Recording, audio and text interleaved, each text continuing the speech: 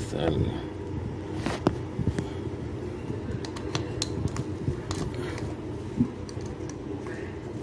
Aquí está. Miren.